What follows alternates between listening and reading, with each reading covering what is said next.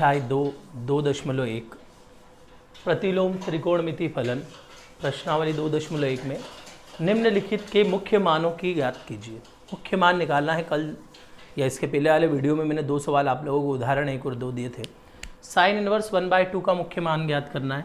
तो sign inverse 1/2 को मैं मान लेता हूँ y, तो आपका हो जाएगा साइन y बराबर -1/2। और -1/2 साइन में जो वैल्यू होती है वो होती है 30 डिग्री की। 1/2 वैल्यू होती है 30 डिग्री की, तो हम लिख लेते हैं साइन π/6। और इस टाइप से नहीं लिखते हुए उसको इस टाइप से लिख लेते हैं कि साइन -π/6। ठीक है। अब हम जानते हैं कि साइन इनवर्स के मुख्य शाखा का परिसर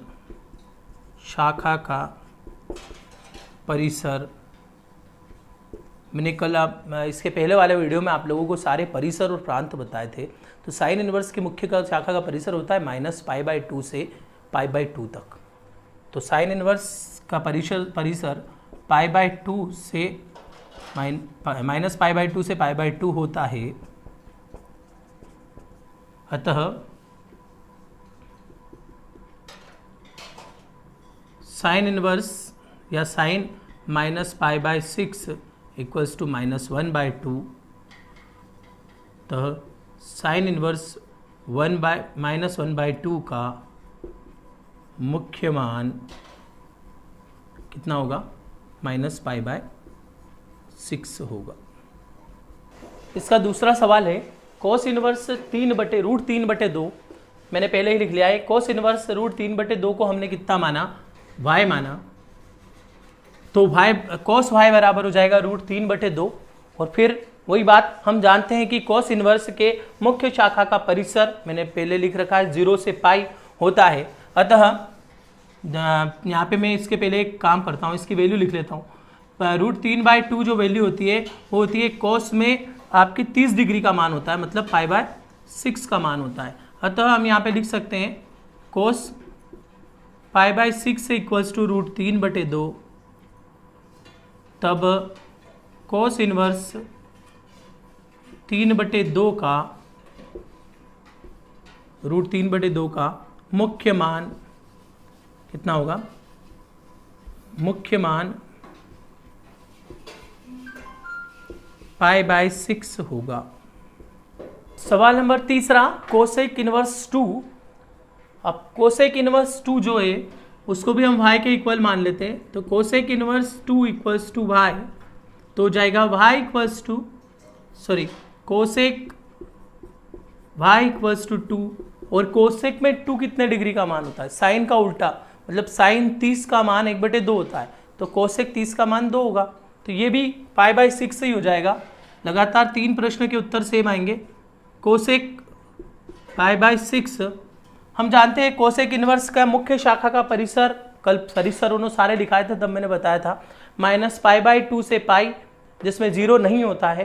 ठीक है, 0 माइनस रहता है। तब हम क्या लिखते हैं? अतः कोसेक π/6 इक्वल्स टू 2। तो कोस इनवर्स या कोसेक इनवर्स 2 का मुख्य मान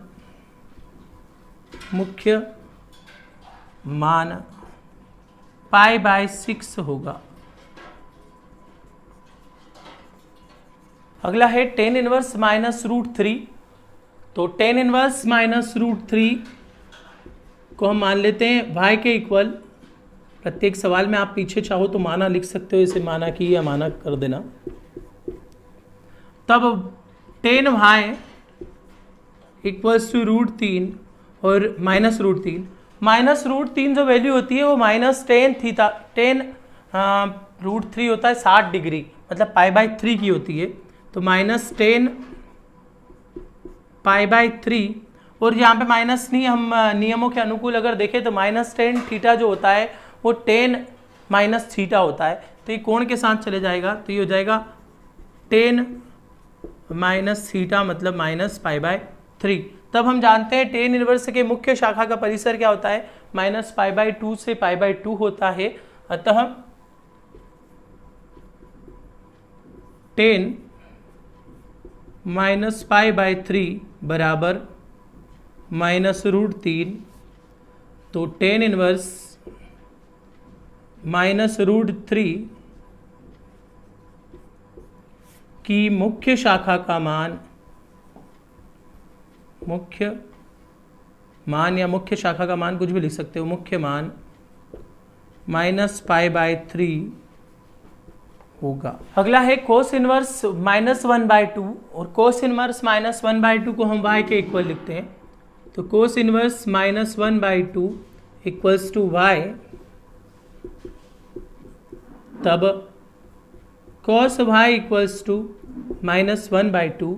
-1/2 जो वैल्यू होती है, मतलब 1/2 जो वैल्यू होती है कोस, इसमें 60 डिग्री की होती है कोस में, तो हम लिख लेते हैं कोस π/6 3 पर माइनस कोस π/3, चूंकि हम जानते हैं जो कोस का परिसर होता है वो आपका 0 से π/2 होता है, तो उसमें माइनस की कोई वैल्यू नहीं होती है, तो इसलिए इसको माइनस में नहीं रख सकते, इसको प्लस में कन्वर्ट करेंगे। और प्लस में कन्वर्ट करने के लिए कोस पाई माइनस π/3 कर देंगे। पाई माइनस π/3 होगा तो ये हो जाएगा cos 3π minus pi upon 3, that means cos 2π upon 3 हो जाएगा। और फिर हम लिखेंगे हम जानते हैं कि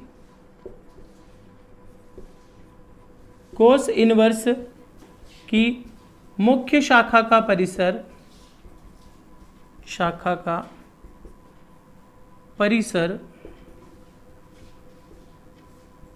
0 से π/2 होता है।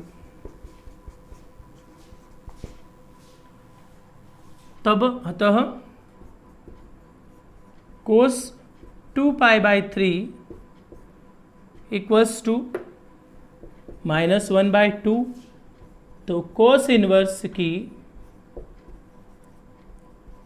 मुख्य या कोस इनवर्स का मुख्य मान, कोस इनवर्स -1/2 का मुख्य मान, -1/2 का मुख्य मान 2π/3 होगा। सवाल नंबर 6, tan इनवर्स 1, और tan इनवर्स 1 को भी हम y के इक्वल मान लेते हैं।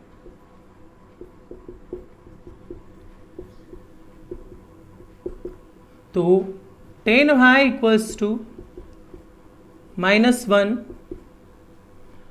-1 हम जानते हैं tan में जो वैल्यू होती है वो होती है 45 डिग्री की, तो ये हो जाएगा -10π/4 एंड कन्वर्ट होगा तो 10 -π/4, और हम लिखेंगे हम जानते हैं कि tan इनवर्स की मुख्य शाखा का परिसर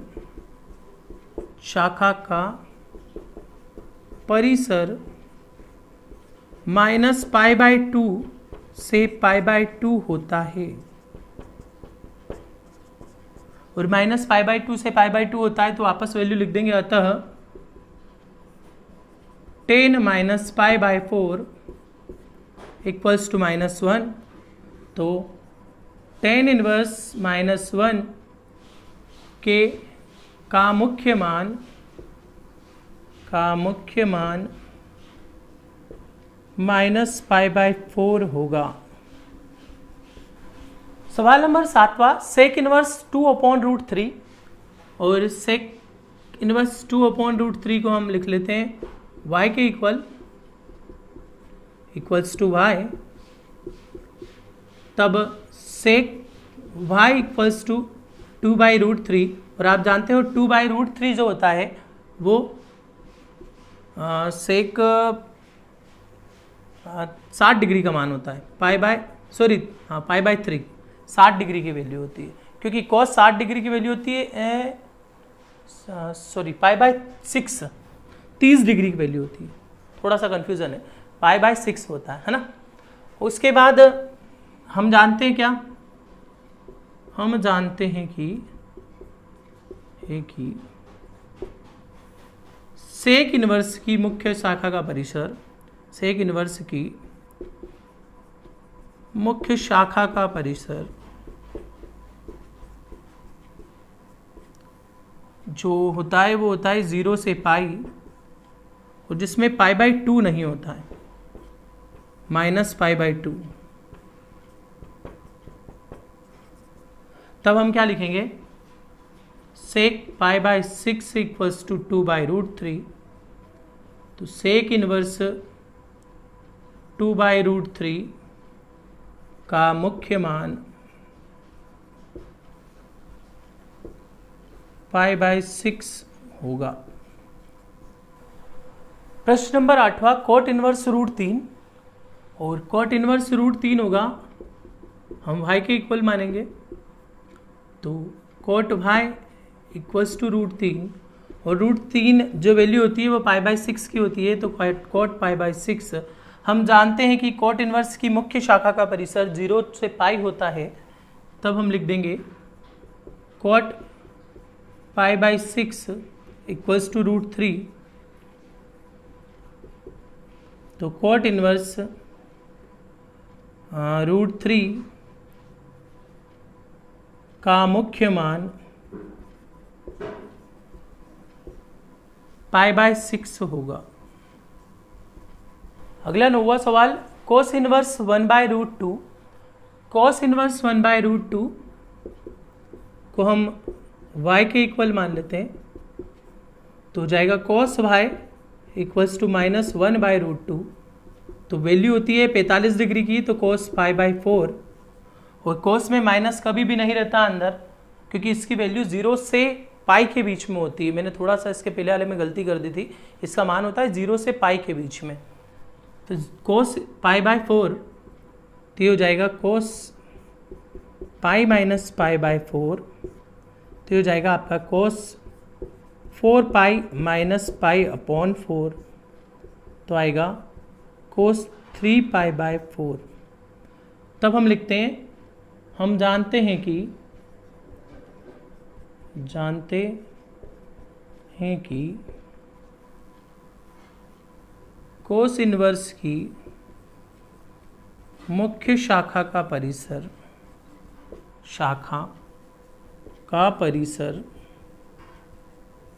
0 से पाई होता है। थोड़ा सा आप ध्यान रखना, इसके पहले वाले सवाल में π/2 लिख दिया था, वहाँ सुधार लेना, कोस वाले सवाल में 0 से पाई होता है।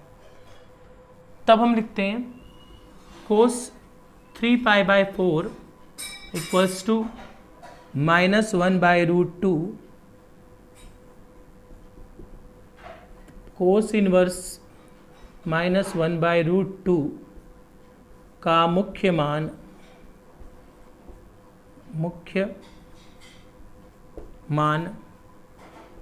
3π/4 होगा। सवाल नंबर 10वां है, कोसेक इनवर्स -√2, और cosec inverse -√2 equals to y equals to cosec inverse cosec y equals to -√2 माना। तब हम यहाँ पे लिखेंगे -√2 जो होता है वो होता है कोसेक π/4 का मान, और π/4 का मान है कोसेक -π/4। ये कन्वर्ट हो सकता है, सिर्फ कोसेक और सेक और कोस कन्वर्ट नहीं होते, याद रखना, ठीक है। तो कोसेक -π/4। तब हम जानते हैं कि कोसेक इनवर्स की मुख्य शाखा का परिसर -π/2 से π/2 होता है, और इसमें 0 माइनस होता है। तब क्या लिखेंगे, cosec minus pi by 4 equals to -√2, तब कोसेक इनवर्स -√2 का मुख्य मान -π/4 होगा। देखिए सवाल नंबर 11, टेन इनवर्स 1 कोस इनवर्स -1/2 प्लस साइन इनवर्स -1/2। चूंकि हमने सारे मुख्य मान निकालना याद हो गए हैं, इसलिए इस सवाल में मैं मुख्य मान निकालना बता नहीं रहा हूं, आप लोग अलग से निकाल लेना। टेन इनवर्स 1 का मुख्य मान होता है π/4, कोस इनवर्स -1/2 का अभी इसके पहले सवाल में निकाला 2π/3, और साइन इनवर्स -1/2 का होता है -π/6। सिर्फ तीनों वैल्यू रखनी है यहाँ पे। अगर 2 नंबर में आता है तो आपको डायरेक्ट वैल्यू रख दोगे तो भी कोई दिक्कत नहीं।